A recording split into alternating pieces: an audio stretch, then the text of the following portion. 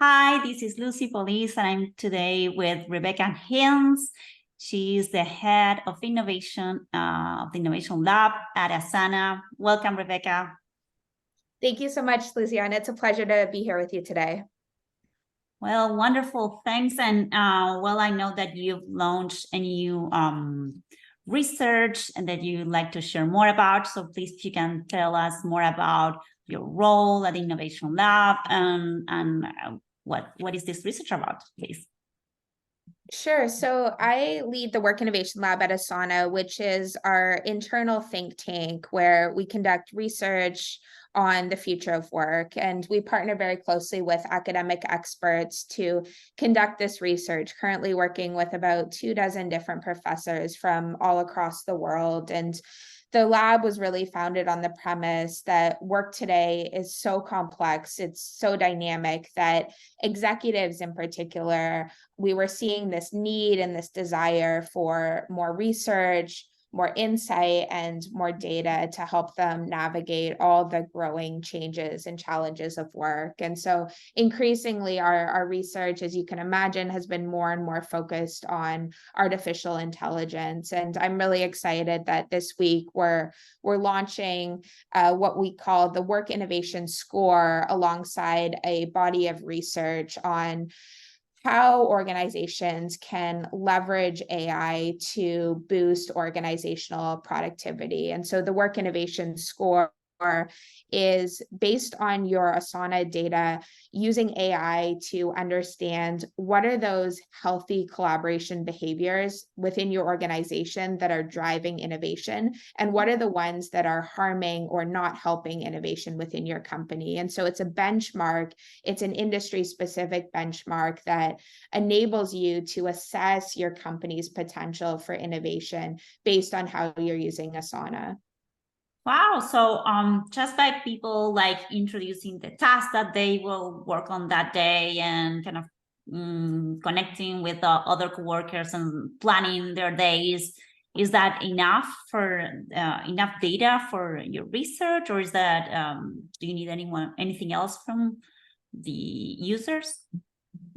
So it's an organizational level metric. So it really is meant for executives within an organization to understand how their workers are collaborating. So it enables you to assess who's working with whom, where are there silos in organizations. We've seen, especially with the shift to remote work, there have been different silos that are popping up in organizations, especially across functional groups. And so the Work Innovation Score will allow you to understand where are those silos within your organization. Are they between marketing and IT? Are they more geographic between your Japan offices and your San Francisco offices?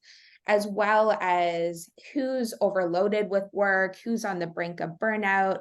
And so the score itself is composed of 4 key metrics. And we looked at a lot of the academic research as well as the Asana work graph, which is this accurate measure and way to depict how work is actually happening in an organization in a way that links individuals to work outcomes, the most complete mapping of work today that exists. And what we found from those 2 inputs in particular was that there are 4 key drivers of innovation within organizations. So the first is cohesion. So this is how well your employees are working with one another.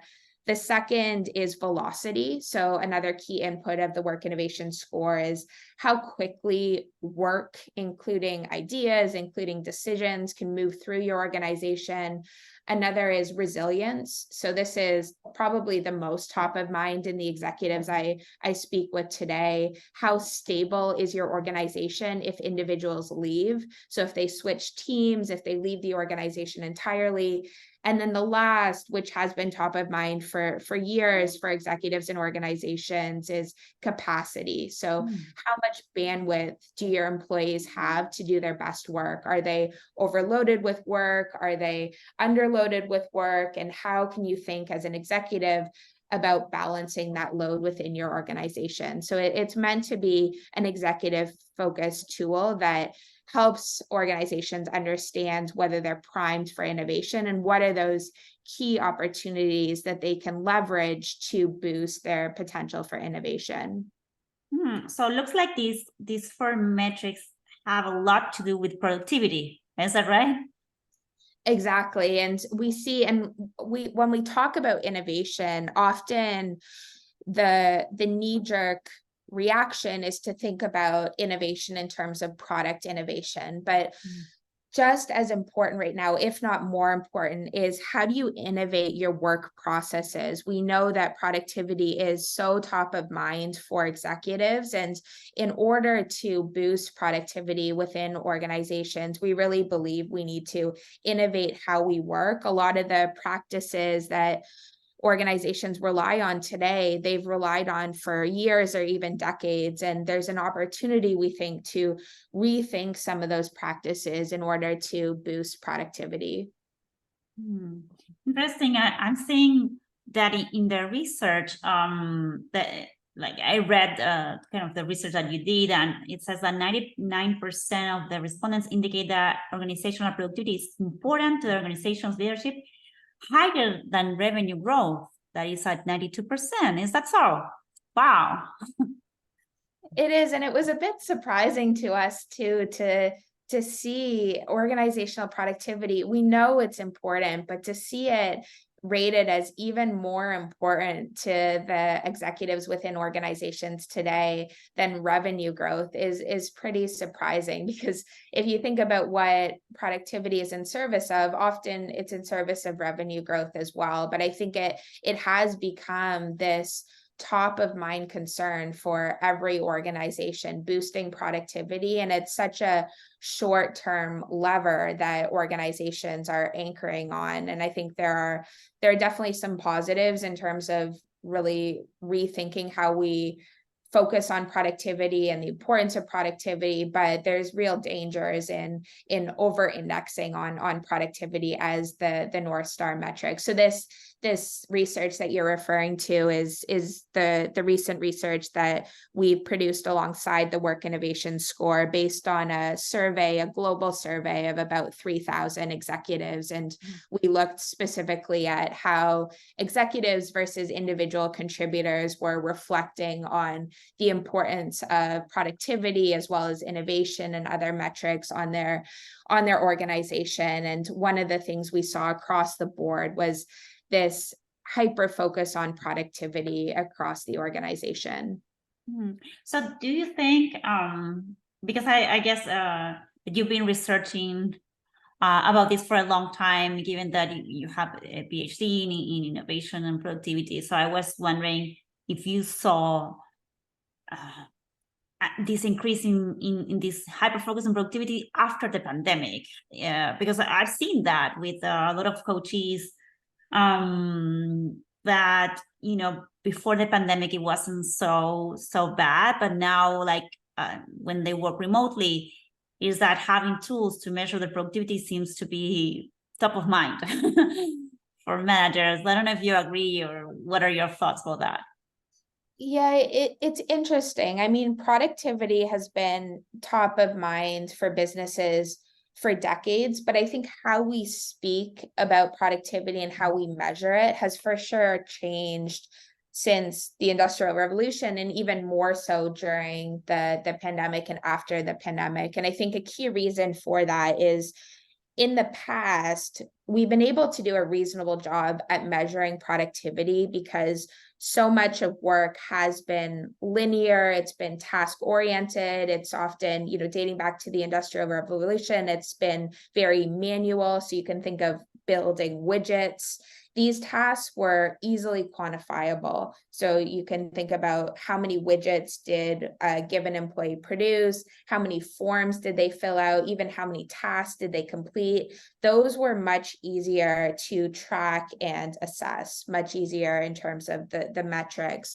But the modern workplace is so much more complex than it has been in the past. And so much of our work today is knowledge work, which is very difficult to measure and quantify. And when we think about traditional metrics like hours worked or tasks completed, they don't capture nearly the full scope of what productivity actually means to organizations today. They don't reflect the quality of work, they don't reflect the impact, they don't reflect some of the long-term value of the work being done.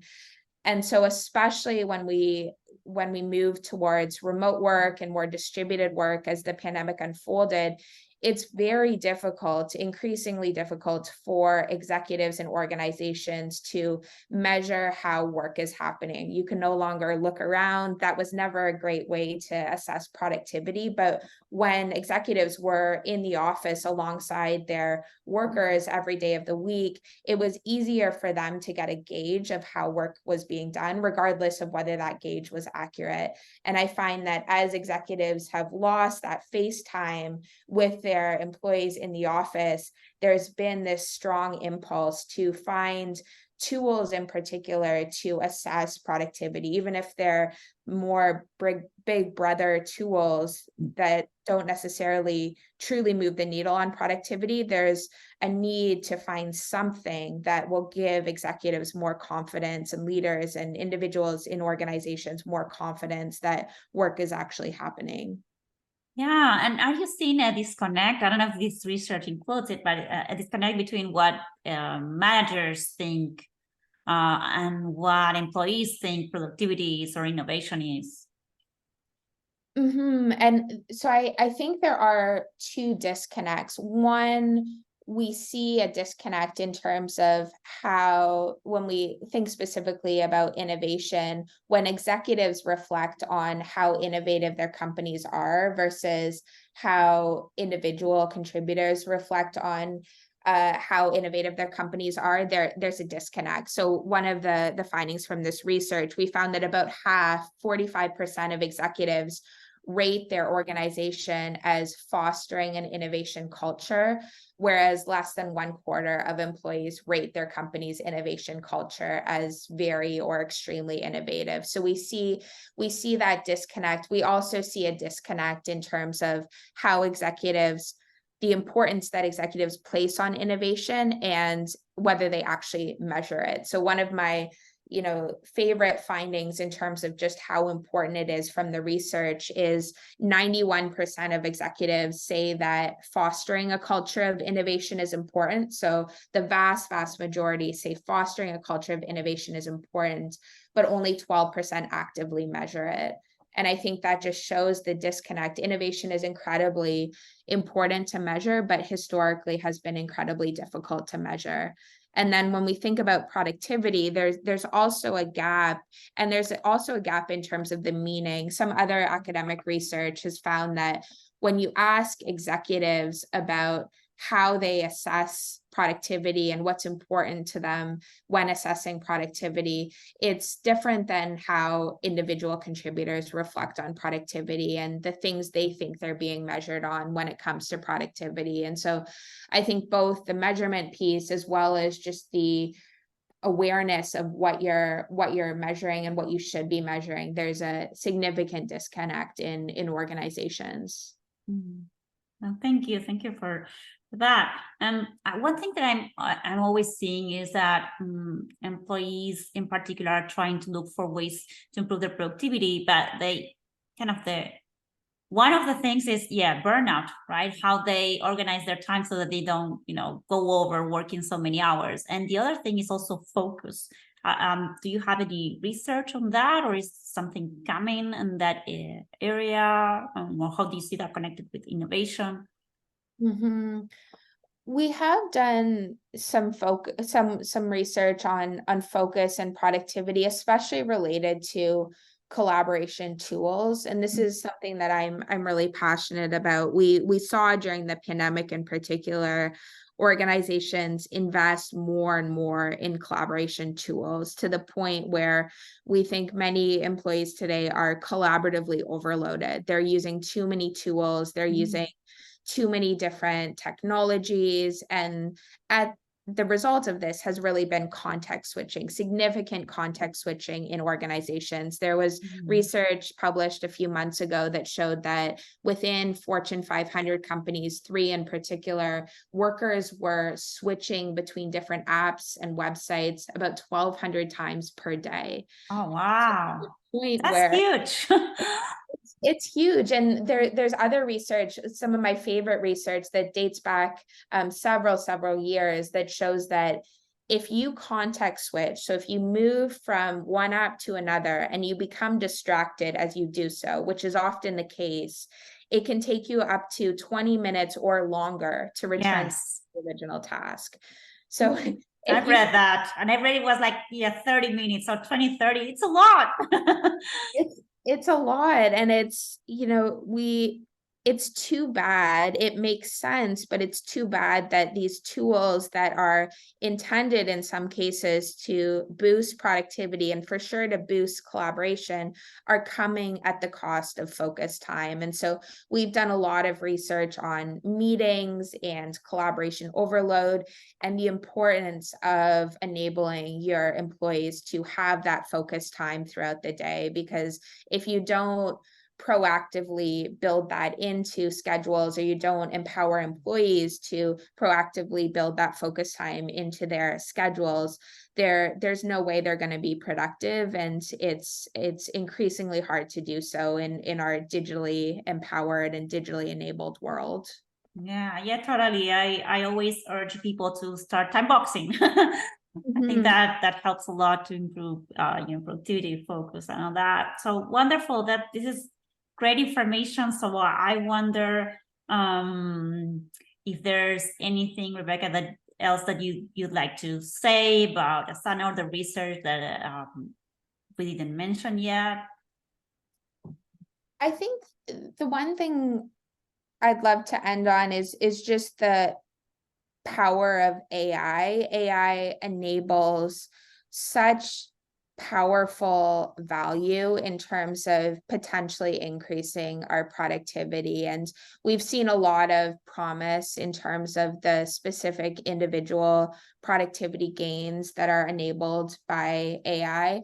But I think what I'm most excited about and what Asana is most excited about is the opportunity to use AI to truly understand how work is happening and truly optimize collaboration within companies. So some of the new AI features that we've announced and we're announcing this week, smart workload is one example where you're able to monitor and adjust team resourcing based on historical and future capacity to meet changing goals, the ability to understand when your goals are going off track and how you can course correct proactively. There's applications of AI that we've really just scratched the surface on, and I'm really excited for a world in which we can start to understand collaboration in a much more nuanced way and leverage the power of AI, as well as data sets like the Asana Work Graph that truly enable you to understand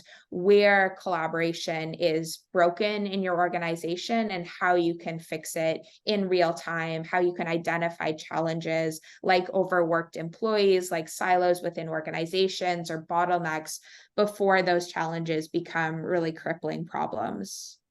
Wonderful. Thanks a lot. And also, please correct me if I'm wrong, but all this research, all this information that you're bringing to us is academic research, right? It's academically rigorous research. So we partner very, very closely with academic experts. The chief architect behind the Work Innovation Score is a former Stanford professor who's incredible and now a full-time member of my team. So he's been instrumental for sure in the development of the Work Innovation Score and bringing that level of academic rigor, especially around organizational network analysis and the science of work, to produce a very practical tool for organizations. Wonderful. I appreciate the interview and sharing all these insights, which are amazing. You'll be seeing the article published soon. Again, thanks, Rebecca, and thanks, Erin, for making this happen. This is Lucy Paulise for Forbes, and I hope to talk to you soon. Bye-bye.